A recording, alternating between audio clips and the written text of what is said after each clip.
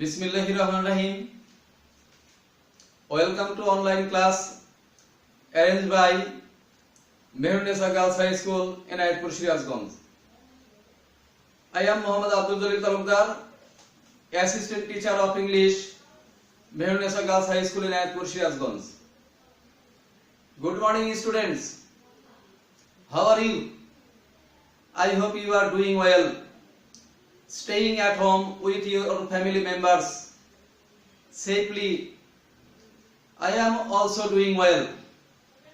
Dear students, today I would like to take a class on English grammar, especially for the students of class 6 to 10. Dear students, you know, tense is a very important topic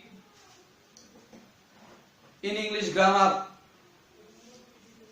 And it is very easy if we want to succeed or improve our second language English. We have to master the basic grammatical items, and tense is one of them.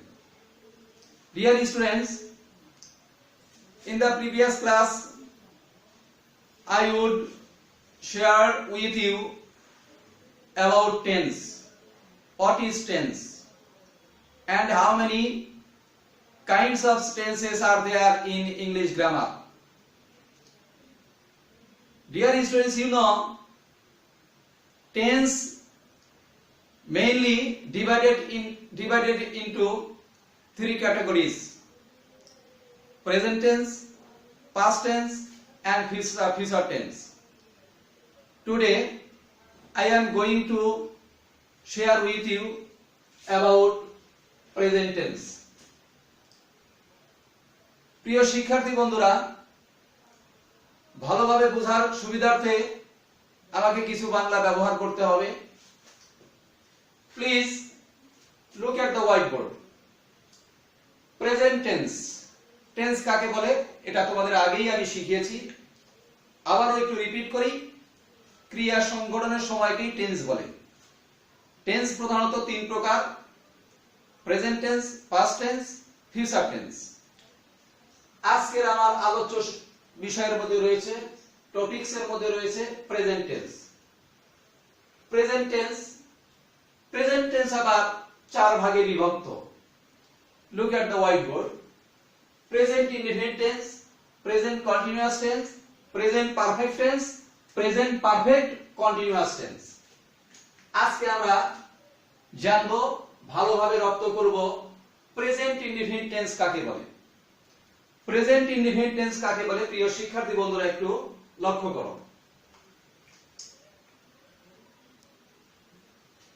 খেয়াল করো।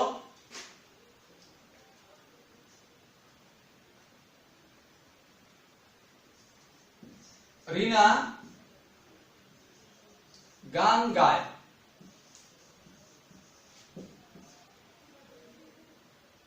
শিলা পত্র লেখে। তুমি স্কুলে যাও।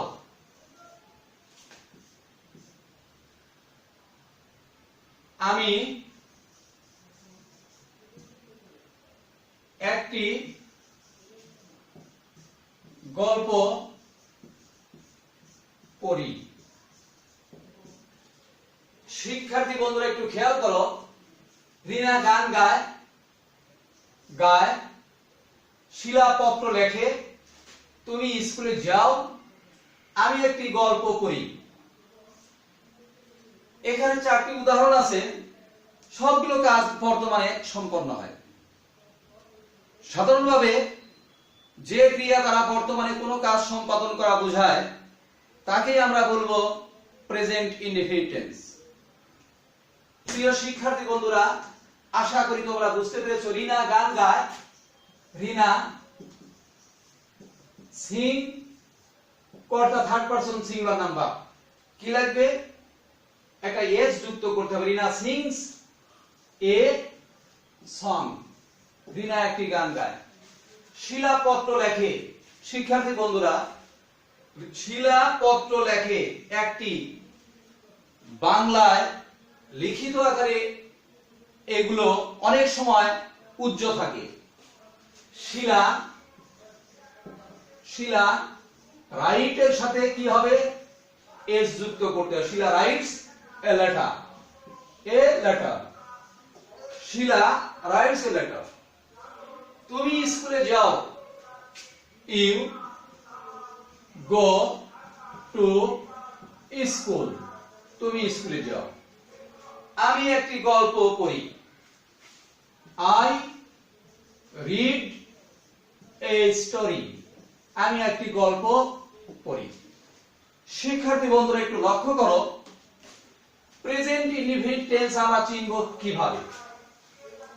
Present indefinite টেন্সের উপায় হচ্ছে, ইংরেজিতে কি থাকবে, সাবজেক্ট, সদা সর্বদাই কি থাকবে, ভার্বের প্রেজেন্ট ফর্ম থাকবে, প্রথম শর্ত। নামবোধক থাকলে ডু নট বা ডাজ নট, তারপরে ভার্বের প্রেজেন্ট ফর্ম থাকবে। যদি প্রশ্নবোধক হয়, বাক্যের প্রথমেই ডু বা ডাজ থাকবে। ওকে, বাংলায় চিনব কিভাবে, বাংলায় চিনিবার উপায়, চিনিবার উপায় অর্থাৎ চেনার উপায়। বাংলা বাক্যে ক্রিয়াপদের শেষে এ, অ, রস্বই, ও, অন্তস্থ অ, এই সকল অর্থহীন এই বর্ণগুলো থাকবে, এই বিভক্তিগুলো, এই চিহ্নগুলো থাকবে। এগুলো থাকলেই, একটু উদাহরণ খেয়াল করি না, গান গায়, গা মূল শব্দ, ধাতু এর শেষে কি আছে, অন্তস্থ অ আছে। তারপরে দেখো শিলাপত্র লেখে, লেখ যোগ এ আছে এখানে। তুমি স্কুলে যাও, যা এখানে দেখো ও আছে। এইরকম দেখো পর হলো কি মূল ধাতু শব্দ, এখানে ই আছে। তাহলে শিক্ষার্থী বন্ধুরা চিনিবার উপায়, বাংলা বাক্যে ক্রিয়াপদের শেষে এ, অ, ই, ও, অন্তস্থ অ, এই চিহ্নগুলো থাকবে। আশা করি তোমরা ভালোভাবে বুঝতে পেরেছ। এখন গঠন প্রণালী আমরা কিভাবে গঠন করব, আমরা আগেই জেনেছি বাক্যের প্রকারভেদ, বাক্যের প্রকারভেদ আমরা আগেই জেনেছি। গঠন প্রণালী, প্রণালী বাক্যটা যদি কি হয়, অ্যাসার্টিভ, মনে রাখতে হবে অ্যাসার্টিভের কিন্তু দুটো ফর্ম, সেটা হলো কি, one is affirmative and another is negative. Assertive যদি কি হয়, অ্যাসার্টিভের যদি অ্যাফার্মেটিভ হয়, অ্যাফার্মেটিভ, অ্যাফার্মেটিভ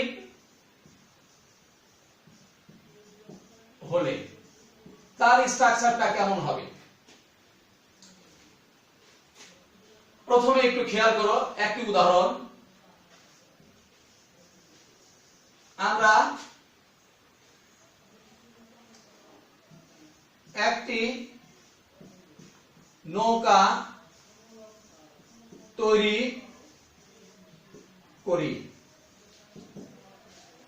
প্রিয় শিক্ষার্থী বন্ধুরা, উই মেক এ বোট, আমরা একটি নৌকা তৈরি করি। দেখো উই সাবজেক্ট, উই সাবজেক্ট, তারপরে কি হবে, প্রিন্সিপাল ভার্বের, প্রিন্সিপাল ভার্বের present form, present form.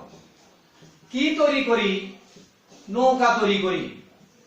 Object, object যদি থাকে তাহলে আমরা ব্যবহার করব। শেষে কি হবে, full stop. Subject plus principal ভার্বের প্রেজেন্ট ফর্ম প্লাস অবজেক্ট যদি থাকে, অর্থাৎ এক্সটেনশন যদি থাকে। যেমন এখানে হতে পারতো আমরা তৈরি করি, কি তৈরি করি, এরকমও হতে পারত। অ্যাফার্মেটিভ হলে এমন হবে, আরেকটি উদাহরণ খেয়াল করো, সে ভাত খায়, সে ভাত খায়। He eats rice.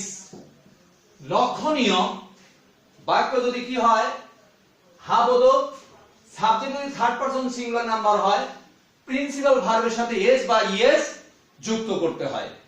তাহলে হি ইটস রাইস। বাক্যটা যদি নেগেটিভ হয়, বাক্যটি যদি নেগেটিভ হয়, অর্থাৎ না বোধক যদি হয়, না বোধক হলে কেমন হবে? নেগেটিভ হলে, নেগেটিভ হলে খেয়াল করো, তারা গান গায় না। They do not sing a song. They do not sing a song. Hasan বই পড়ে না। Hasan does not read a book. A book. শিক্ষার্থী বন্ধুরা একটু খেয়াল করো, তারা গান গায় না, they do not sing a song. Hasan বই পড়ে না, Hasan doesn't read a book. প্রথমে তাহলে কি হবে? প্রথমে আসবে সাবজেক্ট, প্রথমে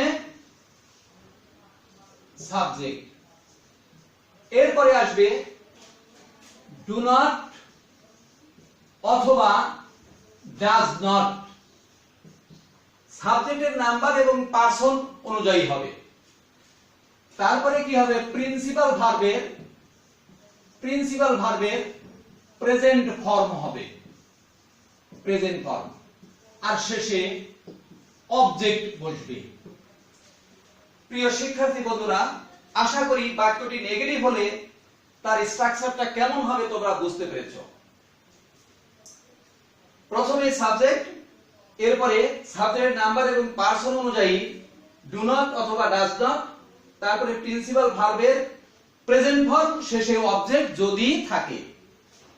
তবে বাক্যটি যখন হা বোধক ছিল তখন কিন্তু কর্তা থার্ড পারসন সিঙ্গুলার নাম্বার থাকার কারণে ভার্বের সাথে এস বা ইএস যুক্ত ছিল, কিন্তু যখনই ডাজন্ট বসবে তখন কিন্তু প্রিন্সিপাল ভার্বের সাথে কখনোই এস বা ইএস যুক্ত করার সুযোগ নেই, কেননা নিয়ম অনুযায়ী এখানে সেটা চলে এসেছে।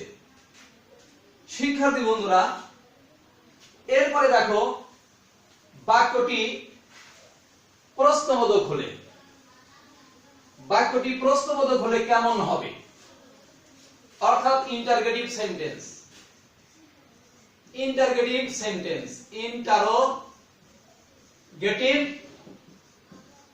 যদি হয়,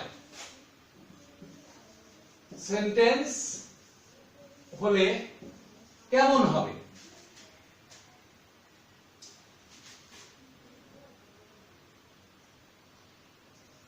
সূর্য কি পূর্ব দিকে উদিত হয়? সূর্য কি পূর্ব দিকে উদিত হয়? শিক্ষার্থী বন্ধুরা দেখো, এইখানে সূর্য কর্তা থার্ড পারসন সিঙ্গুলার নাম্বার,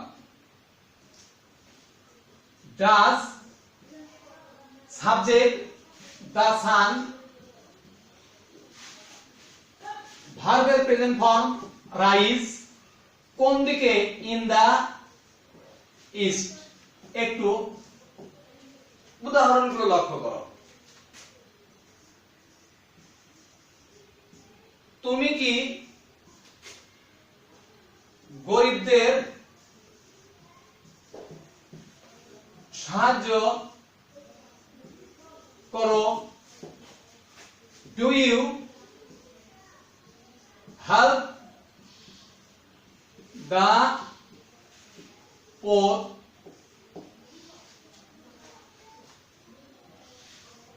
তারা কি শ্রেণী কক্ষে গোলমাল করে? Do they make a noise in the class room? শিক্ষার্থী বন্ধুরা একটু খেয়াল করো, বাক্যটি যদি প্রশ্নবোধক হয় প্রথমেই আসবে ডু বা ডাজ, সাবজেক্টের নাম্বার এবং পার্সন অনুযায়ী। তারপরে আসবে সাবজেক্ট, তারপরে সাবজেক্ট, ডু বা ডাজ, তারপরে সাবজেক্ট, তারপরে আসবে প্রিন্সিপাল ভার্বের প্রেজেন্ট ফর্ম, তারপরে যদি অবজেক্ট থাকে আর শেষে ভুল যেন না হয় প্রশ্নবোধক চিহ্ন ব্যবহার করতে। তাহলে প্রিয় শিক্ষার্থী বন্ধুরা, বাক্যটি যদি ইন্টারগেটিভ হয় তাহলে কি হবে? প্রথমেই আসবে কি ডু বা ডাজ, তারপরে সাবজেক্ট, তারপরে প্রিন্সিপাল ভার্বের প্রেজেন্ট ফর্ম, তারপরে অবজেক্ট যদি থাকে এবং সবার শেষে প্রশ্নবোধক চিহ্ন। প্রিয় শিক্ষার্থী বন্ধুরা, আশা করি তোমরা আজকে আমার এই ক্লাসটি ভালোভাবে উপভোগ করেছো এবং প্রেজেন্ট ইনডিফিনিট টেন্স এটা ভালোভাবে শনাক্ত করতে সক্ষম হয়েছো এবং কিভাবে গঠন করতে হবে তা হয়তো ভালোভাবে বুঝতে পেরেছো। আজকের ক্লাসে থেকে এখানেই বিদায় নিচ্ছি। আগামী ক্লাসে আবারও তোমাদের সাথে দেখা হবে। আল্লাহ হাফেজ।